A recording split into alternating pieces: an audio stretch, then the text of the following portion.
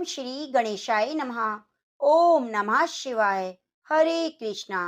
प्रिय भक्तजनों, आप सभी को दिवाली की ढेर सारी शुभकामनाएं। भगवान गणेश, माँ लक्ष्मी और माँ सरस्वती का आशीर्वाद सदा आपके जीवन में बना रहे। आपका घर सुख और समृद्धि से भरा रहे। तो आज आप सुनेंगे कार्तिक मास महात्म्य में दिवाली की कथा और कार्तिक स्नान की संपूर्ण कथा। साथ ही लक्ष्मी माता की कथा और सियावर रामचंद्र की कथा को भी आप सुनेंगे।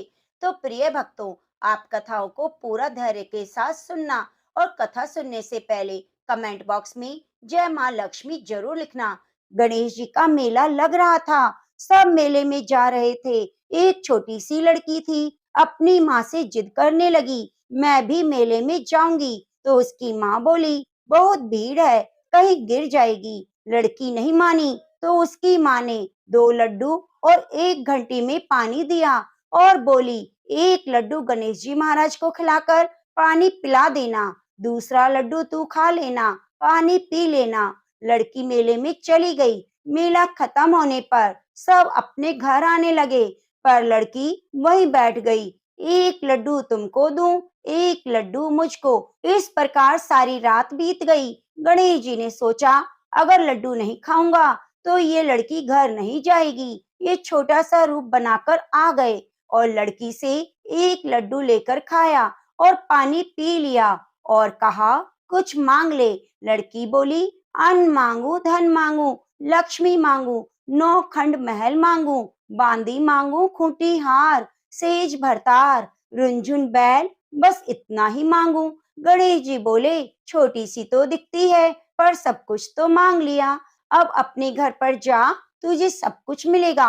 घर आई तो लड़की की माँ बोली, इतनी देर कहाँ रही? लड़की बोली, मैं गणेश जी को लड्डू खिलाकर पानी पिलाकर आई हूँ। गणेश जी की कृपा से उसके घर पर सब कुछ हो गया।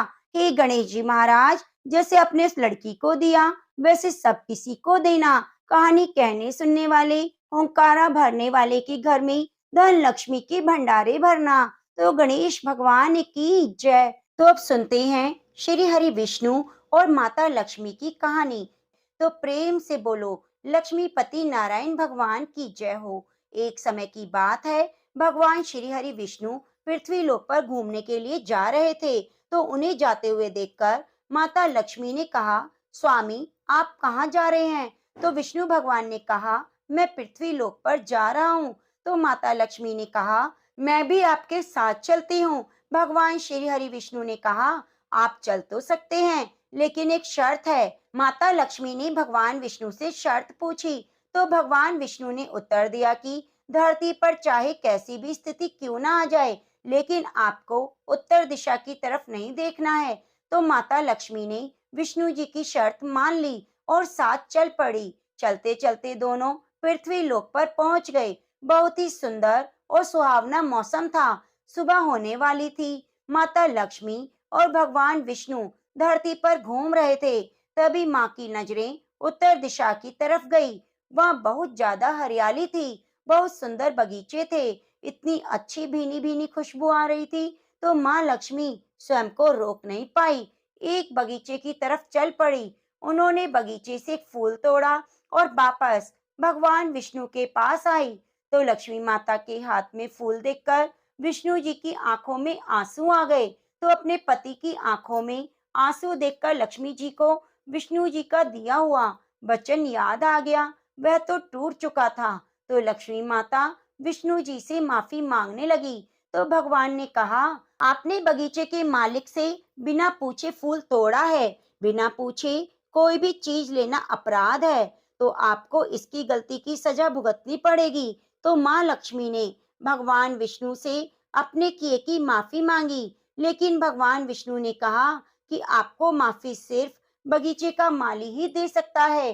तब भगवान विष्णु ने कहा, आप ऐसा करो, माली के घर दासी बनकर रहो। 12 वर्षों तक आपको दासी बनकर रहना है, फिर मैं आकर तुम्हें ले जाऊंगा। यह सुनकर लक्ष्मी माता को दुख तो हुआ, लेकिन अपराध किया था तो सजा तो भुगतनी थी। उन्होंने तुरंत ही एक गरीब स्त्री का वेश धारण किया और माली के घर चली गई। वहां जाकर कहा, भैया मुझे काम पर रख लो। मैं बहुत गरीब हूँ, मुझे बदले में कुछ नहीं चाहिए। मैं आपके घर का सारा काम करूंगी। इसके बदले में मुझे 2 वक्त का भोजन और रहने के लिए थोड़ी सी जगह दे देना। तो माली ने माँ लक्ष्मी को गरीब स्त्री समझकर रख लिया। सोचने लगा कि 5 बेटियां हैं, ये सोच लूंगा कि छठी बेटी भी है। तो दूसरे दिन वह माली और उसकी पत्नी के साथ बगीचे पे जाकर काम करने लगी। घर आकर घर का सारा काम करवाती। लक्ष्मी माता के आने के बाद उसके घर में धन धान्य की वृद्धि होने लगी। जैसे ही माली फूलों को बेचने के लिए जाता तो खूब सारे रुपए मिलते। माली ने एक अच्छा सा मकान बनवा लिया और गांव खरीद लिया। अपने व्यापार को बढ़ा दिया। लक्ष्मी माता के वहां पर रहने पर वह दिन दुगनी रात चौगनी तरक्की करने लगा। मन ही मन सोचने लगा कि ये औरत तो बड़ी ही भाग्यशाली है। जिस दिन से मेरे घर आई है, मेरे घर तो अन्न धन के भंडारे भर गए। तो ऐसा करते करते 12 वर्ष पूरे हो गए।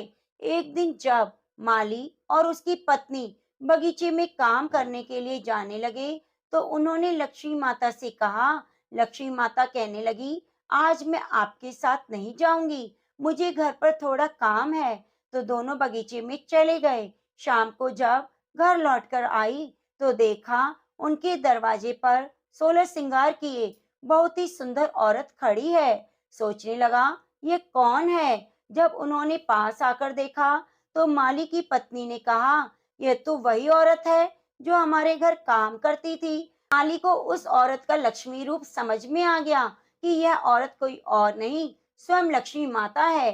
तो वह अपराध भाव के कारण रोने लगा और माँ लक्ष्मी से प्रार्थना की, मैंने आपके साथ बहुत ही बुरा व्यवहार किया, हमें माफ कर दो। आप इतने सालों से हमारे घर रह रही थी और हम आपसे काम करा रहे थे। लक्ष्मी माता मुस्कुराते हुए बोली, माली से कहा, जो हुआ वह नियति थी, इसमें तुम्हारा दोष नहीं। मैंने तुम्हारे बगीचे से बिना पूछे फूल तोड़ा तो उसी की सजा विष्णु जी ने मुझे दी। तो मैं आपके यहाँ सजा काटने आई थी, लेकिन आपने मुझे बेटी बनाकर रखा। तो मैं आपको आशीर्वाद देती हूँ कि आपका जीवन सुख समृद्धि से परिपूर्ण रहेगा। आपके घर में जीवन में कभी भी किसी तरह का दुख नहीं आएगा। के बाद माता लक्ष्मी विष्णु भगवान के साथ बैकुंठ लोक को चली गई। तो प्रेम से बोलो, लक्ष्मी पति नारायण भगवान की जय हो, कार्तिक मास की जय हो। प्रिय भक्तों, अब आइए सुनते हैं राम लक्ष्मण की बड़ी ही पवित्र कथा। एक नगर में एक जाट और जाटनी रहा करते थे। वे बहुत ही गरीब थे। एक बार जाटनी जाट से कहने लगी कि मैं तुम्हें 4 रोटी बनाकर देती हूँ, तुम नदी किनारे जाना, वहां पर राम लक्ष्मण आते हैं। कहते हैं कि राम लक्ष्मण सबको धनवान बना देते हैं। तुम वहां जाकर मैं जैसा तुमसे कहती हूँ वैसा ही कहना।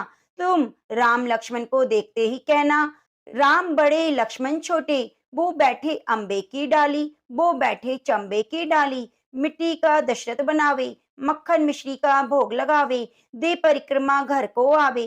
तो जाट ने कहा, ठीक है। जब जाटनी ने 4 रोटी बना दी और जाट घर से चल पड़ा, सोचने लगा, आज तो खूब सारा धन लेकर आऊंगा। पूरे रास्ते उन्हीं पंक्तियों को रटता हुआ जा रहा था। तो उसकी पत्नी ने उसे बताई थी। जैसे ही नदी किनारे पहुंचा, राम लक्ष्मण को देखकर भूल गया कि क्या बोलना है। वहां जाकर कहने लगा, लक्ष्मण बड़े राम छोटे, वह बैठे अम्बे की डाली, वो बैठे चंबे की डाली, मिट्टी का दशरथ बनावे, मक्खन मिश्री का भोग लगावे, दे परिक्रमा घर को आवे। तो जाट की बात सुनकर राम लक्ष्मण से कहते हैं, लक्ष्मण, इसने तुम्हें बड़ा बताया है, तो तुम ऐसा करो, जो कुछ देना है वह दे दो। लक्ष्मण कहने लगे, राम भैया, इसकी तो बुद्धि मलिन हो गई है। इस मूर्ख को यह नहीं पता कि राम से बड़ा दुनिया में कोई नहीं है। तो राम कहने लगे, चाहे कुछ हो, इसने तुम्हें बड़ा बताया है, इसलिए तुम्हें कुछ ना कुछ तो देना पड़ेगा।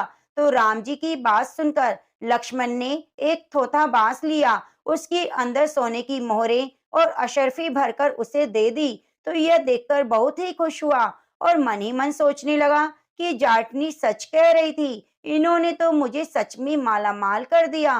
तो खुशी से झूमता हुआ घर जा रहा था तो रास्ते में चोर मिल गए। जाट से उसका सारा सामान लूटकर भाग गए। यह देखकर जाट बहुत दुखी हुआ और सोचने लगा कि किस्मत में गरीबी ही लिखी है। तो राम लक्ष्मण क्या करें और घर चले गए। घर जाते ही जाटनी ने पूछा, कुछ मिला? तो जाट बोला, मिला तो बहुत कुछ था, पर चोर लूट कर ले गए। जाटनी ने कहा, कोई बात नहीं, कल फिर जाना। तो अगले दिन जाटनी ने फिर 4 रोटी बनाकर दे दी और कहा कि लो जाओ और फिर से उसी तरह से बोलना। तो जाट ने कहा, तो मुझे एक बार और बताओ, मैं भूल चुका हूँ। तो जाटनी कहने लगी, राम बड़े लक्ष्मण छोटे, वो बैठे अम्बे की डाली, वो बैठे चंबे की डाली, मिट्टी का दशरथ बनावे, मक्खन मिश्री का भोग लगावे, दे परिक्रमा घर को आवे। तो जाट पूरे रास्ते पंक्तियां याद करता हुआ जा रहा था। जैसे ही राम लक्ष्मण के सामने पहुंचा तो फिर से भूल गया और कहने लगा, लक्ष्मण बड़े राम छोटे, वे बैठे अम्बे की डाली, वे बैठे चंबे की डाली, मिट्टी का दशरथ बनावे, मक्खन मिश्री का भोग लगावे, दे परिक्रमा घर को आवे। तो राम जी कहने लगे, लक्ष्मण, यह व्यक्ति आज भी तुम्हें बड़ा बता रहा है, तुम इसे कुछ दे दो। तो लक्ष्मण कहने लगे, इसकी तो बुद्धि मलिन हो गई है भैया, ये मूर्खमती वाला व्यक्ति है। आज तक इसे यह नहीं पता कि राम से बड़ा कोई हुआ है क्या। तो राम फिर कहने लगे, लक्ष्मण, इसने तुम्हें बड़ा बताया है, इसलिए तुम इसे कुछ दे दो। तो लक्ष्मण ने इस बार जाट को एक सोने की ईंट दे दी। तो जाट लेकर बहुत खुश हुआ और सोचने लगा, ठीक किया जो मैं आज और आ गया, अब तो सच में धनी बन गया हूँ। इस तरह सोचता हुआ जा रहा था तो रास्ते में फिर उसी जगह चोर मिले और ईंट छीन ली। चले गए तो जाट बहुत दुखी हुआ और घर पर आने पर जाटनी ने पूछा, आज क्या मिला? जाट बोला, मिला तो बहुत कुछ था, लेकिन रास्ते में चोरों ने लूट लिया। तो जाटनी कहने लगी, तुम मुझे बताओ, तुमने क्या कहा था? तो जाट कहने लगा, मैंने तो कहा था, लक्ष्मण बड़े राम छोटे, वह बैठे अम्बे की डाली, वह बैठे चंबे की डाली, मिट्टी का दशरथ बनावे, माखन मिश्री का भोग लगावे, दे परिक्रमा घर को आए। यह सुनकर जाटनी कहने लगी, तुम तो सच में भोले हो, कहीं राम से भी बड़ा कोई हुआ है क्या? कल फिर जाना और अब की बार ठीक ठीक बोलना। ऐसा कहकर जाटनी ने जाट को अच्छे से समझा दिया। सुबह हुई, जाट नहा धोकर 4 रोटियां लेकर फिर उसी जगह गया और राम लक्ष्मण को देखते ही कहने लगा, राम बड़े लक्ष्मण छोटे, वह बैठे अम्बे की डाली, वो बैठे चंबे की डाली, मिट्टी का दशरथ बनावे, माखन मिश्री का भोग लगावे, दे परिक्रमा घर को आवे।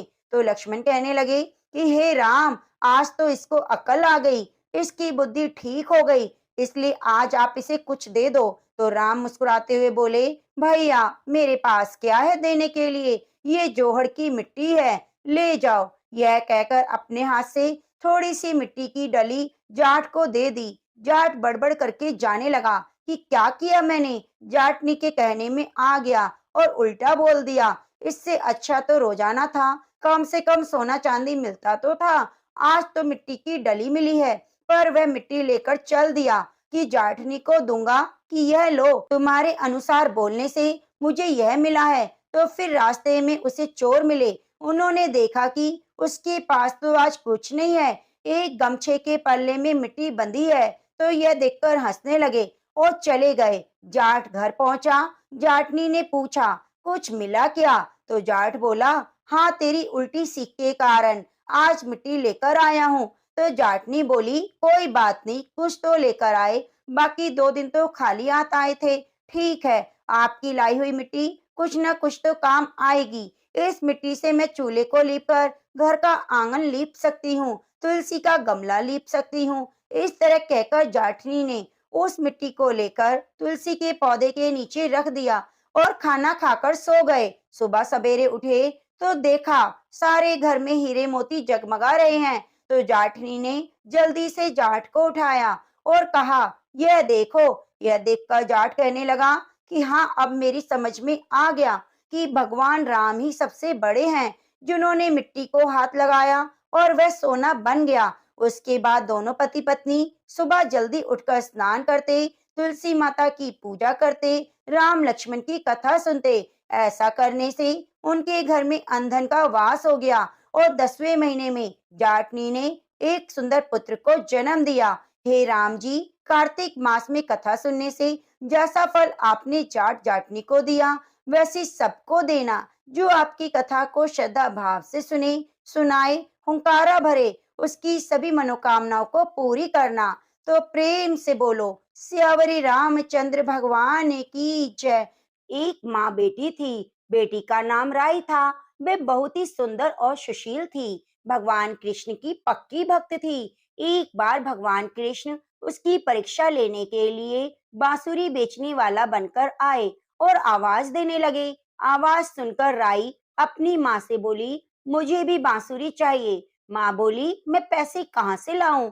बाजरी है, वो ले जा। बाजरी को भगवान ने फूंक मारी तो फूंक उड़कर राई की आंख में चली गई। राई जोर जोर से रोने लगी। भगवान वहां से अंतर्ध्यान हो गए और वैद्य का रूप धारण करके वहां आए। आवाज देने लगे।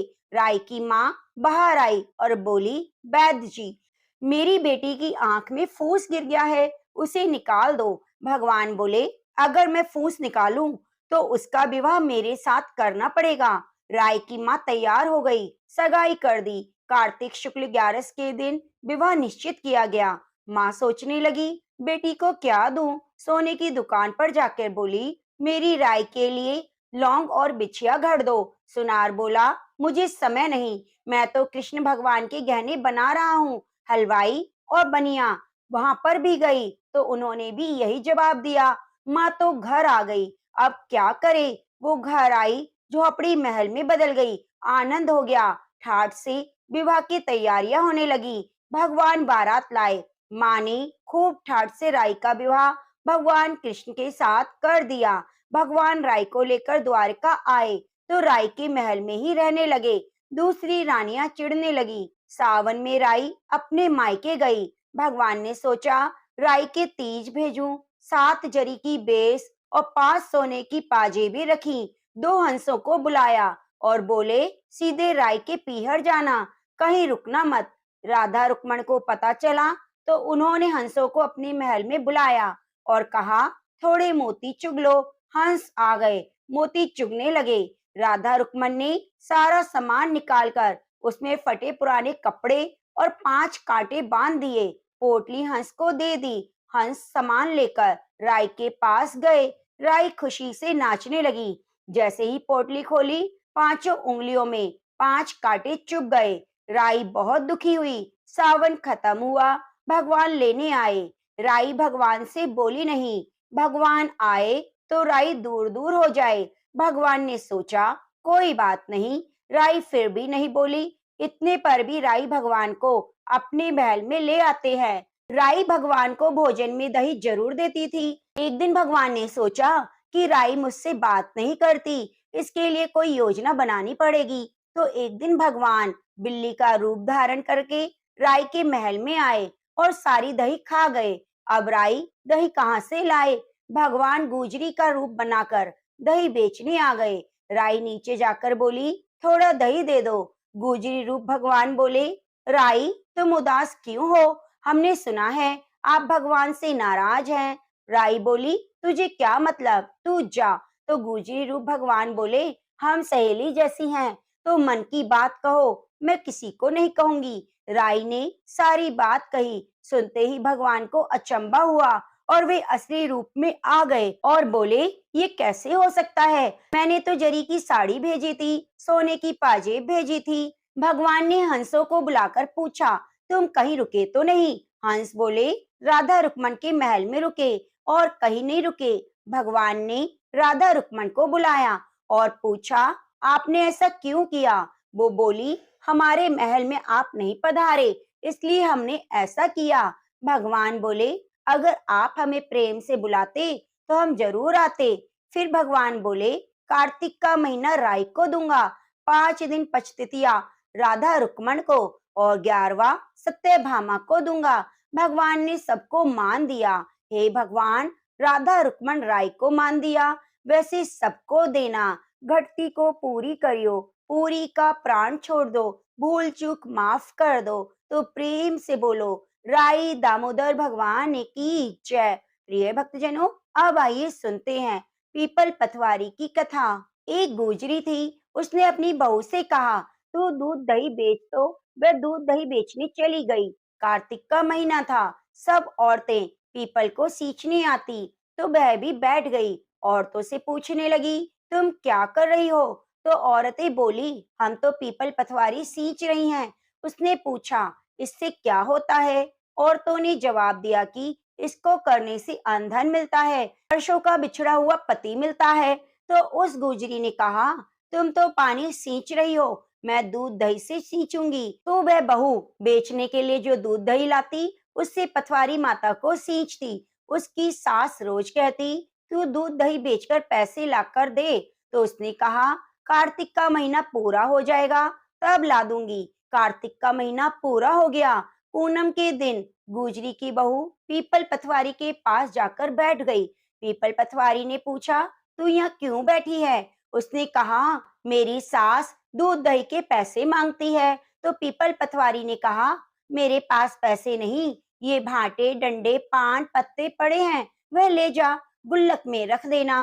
तो गुजरी वही पान पत्ते डंडे उठाकर ले आई और अपने घर के कोठरे में रख दिए। तो सास ने पूछा, पैसे लाई? तो गुजरी ने कहा, मैंने गुल्लक में रखे हैं। जब सास ने गुल्लक खोलकर देखी, तो सास देखती रह गई। उसमें हीरे मोती जगमगा रहे थे।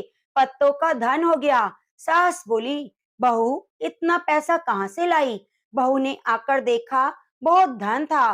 तब गुजरी ने सब कुछ बात अपनी सासू माँ को बता दी। तब गुजरी की बहू ने कहा, सासू जी, मैंने तो एक महीना दूध दही से पीपल पथवारी सींचे और मैंने उनसे धन मांगा था, तो उन्होंने मुझे भाटे डंडे पत्तल दे दिए, मैंने गुल्लक में रख दिए, वे हीरे मोती बन गए। तब सास ने कहा, अब की बार मैं भी पथवारी सींचूंगी। तो दूध दही बेच आती और हांडी धोकर पीपल पथवारी सींच आती। और बहू से कहा, तू मेरे से पैसे मांग।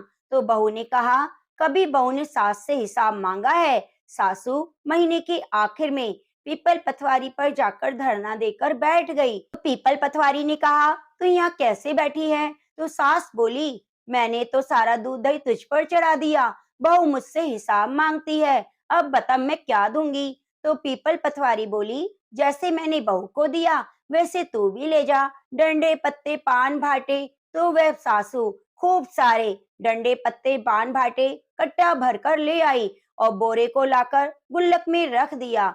फिर बहू से बोली, बहू हिसाब मांग। बहू बोली, माताजी मैं क्या हिसाब मांगू? आप सासू माँ हो, मैं कैसे हिसाब मांगू?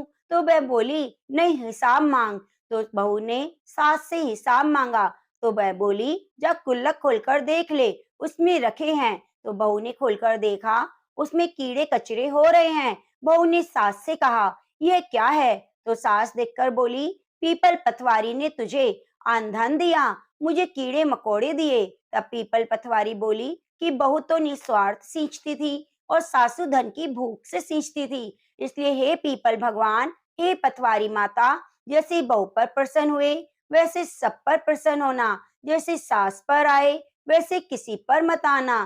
तो प्रेम से बोलिए, पीपल पथवारी की जय हो। प्रिय भक्तों, अब सुनते हैं कार्तिक मास महात्म्य में दीप मालिका की कथा। दिवाली की रात्रि को घर सजाने, दीप मालिका जलाने और माँ लक्ष्मी का पूजन करने के बारे में विस्तार पूर्वक बतलाते हुए नारद जी ने कहा, हे राजा प्रतु, कार्तिक कृष्ण अमावस्या को दीप मालिका करने से दरिद्रता का विनाश होकर संपन्नता आती है। इस संबंध में मैं एक कथा सुनाता हूँ। थुरसैन देश में सत्य शर्मा नाम का एक अत्यंत दरिद्र ब्राह्मण था। उसके मन में एकमात्र यही कामना थी कि यदि मेरे पास धन हो तो मैं उसे यज्ञ दान पूजा पाठ में व्यय करूं।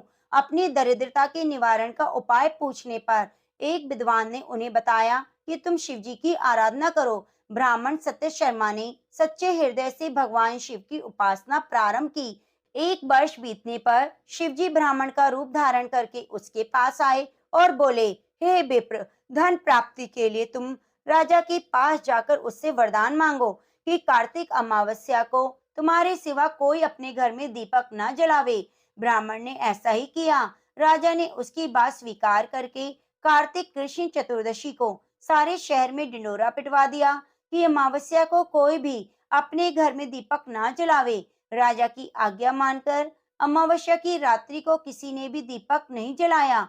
जब रात को लक्ष्मी जी ने नगर में आई तो देखा सभी जगह अंधेरा है, मगर एक ब्राह्मण का घर खूब सजा हुआ है, दीपमाला से जगमगा रहा है। लक्ष्मी जी प्रसन्न होकर उस घर में प्रवेश करने लगी। लक्ष्मी जी को अपने घर में प्रवेश करते देखकर सत्य शर्मा मार्ग रोककर खड़ा हो गया और कहने लगा, हे भद्रे, तुम्हारे पति अति कठोर हैं और तुम चंचल हो, हमारे घर में प्रवेश मत करो। तब लक्ष्मी जी ने उत्तर दिया, भगवान के शयन के समय में मैं आई हूँ, इसलिए तुम्हारे घर में मैं निवास करूंगी। यह सुनकर ब्राह्मण ने कहा, यदि आप इस बात की शपथ लो कि मेरी 3 पीढ़ियों तक इस घर में स्थायी निवास करोगी, तब इस घर में प्रवेश कर सकती हो। लक्ष्मी जी ने कहा, यदि तुम विधि पूर्वक मेरा पूजन करते रहोगे तो मैं निश्चय ही तुम्हारे घर में वास करूंगी। यह सुनकर ब्राह्मण ने पूछा कि मैं किस विधि से आपका पूजन करूं? आप मुझे पूरा विधि विधान बताइए। लक्ष्मी जी ने कहा, हे ब्राह्मण, प्रति वर्ष कार्तिक मास की अमावस्या को प्रातःकाल स्नान आदि से निवृत्त होकर देवताओं और पितरों का पूजन करें। दिन के तीसरे पहर में श्राद्ध करके ब्राह्मणों को सुंदर पकवानों का भोजन कराएं। प्रदोष समय दीपमाला करो।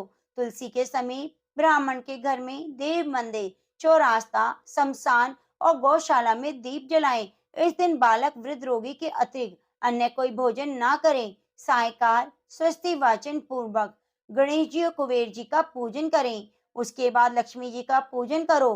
कहो, कमल के आसन पर स्थित, कमल के फूलों को धारण करने वाली, कमल जैसे नेत्र, गंभीर नाभि, स्तन के भार से नम्र, सुंदर वस्त्रधारी, देवताओं के हाथियों द्वारा मणि युक्त घड़ों से स्नान करने वाली, हाथ में कमल लिए ऐसी लक्ष्मी मेरे घर में निवास करे। सर्वप्रथम लक्ष्मी जी को आसन दो, फिर पाद, अर्घ, आचमन, स्थान, वस्त्र, धूप, दीप, नैवेद्य, जल, तांबुल और सुपारी, इन सभी वस्तुओं को अर्पित करो।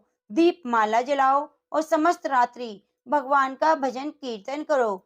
इस प्रकार कुबेर और लक्ष्मी जी का पूजन करके ब्राह्मणों को भोजन कराने से लक्ष्मी जी सदैव तुम्हारे घर में वास करेगी। इस प्रकार कुबेर और लक्ष्मी जी का पूजन करके ब्राह्मणों को भोजन कराने से बंधु बांधवों सहित स्वयं भी भोजन करो। सत्य शर्मा ने विधिवत इसी प्रकार किया, जिसके उसके यहाँ काफी धन धान्य हो गया। इसके बाद उसने अनेक यज्ञ और धार्मिक कार्य किए। जीवन में संध्या काल में सत्य शर्मा विरक्त होकर मथुरा चला गया और वहीं समाधि लेकर विष्णु लोक को प्राप्त हुआ। तो प्रेम से बोलो, कार्तिक मास महात्म्य की जय। सुनते हैं तुलसी माता की कथा। कार्तिक माह तुलसी माता की पूजा के बिना अधूरा है। कार्तिक के महीने में सभी तुलसी माता को सींचने जाती, सभी सींचकर वापिस आ जाती, परंतु एक बुढ़िया जाती रोजाना तुलसी माता से कहती, तुलसी माता सत की दाता, मैं बिड़ला सींचूं तेरा, तू कर निस्तारा मेरा। तुलसा माता अड़वा ले, लड़वा ले, पीतांबर की धोती दे, मीठा मीठा घास दे, वैकुंठ का बास दे, चटके की चाल दे, पटके की मौत दे, चंदन की काठ दे, झालर की झिनकार दे, साई का राज दे, दाल भात का जीवन दे, 11 का दिन दे, कृष्ण का कांधा दे। इतना सुनकर तो तुलसी माता सूखने लगी। एक बार भगवान कृष्ण ने तुलसी से कहा, तुम्हारे पास इतनी औरतें आती हैं तुम्हें सींचने के लिए, फिर भी तुम क्यों सूख रही हो? तुलसी माता ने कहा, एक बुढ़िया रोजाना मुझे यह कहकर जाती है और मैं उसे सब तो दे दूंगी, परंतु आप कृष्ण जी का कांधा कहाँ से दूंगी? कृष्ण जी बोले, कोई बात नहीं, तो उससे कह देना मैं आ जाऊंगा कांधा देने के लिए। कुछ समय बाद बुढ़िया मर गई। जब उसको उठाने लगे तो वह इतनी भारी हो गई कि कोई भी उसे उठा ना पाया। सब कहने लगे, पता नहीं कौन से पाप की माला जपती थी जो इतनी भारी हो गई। उसी समय भगवान कृष्ण ब्राह्मण का रूप धारण कर वहां आए और भीड़ देखकर बोले, क्या बात है? एक व्यक्ति बोला, ये बुढ़िया मर गई, पापिन थी, भारी हो गई। भगवान कृष्ण बोले, मुझे इसके कान में कुछ कहने दो।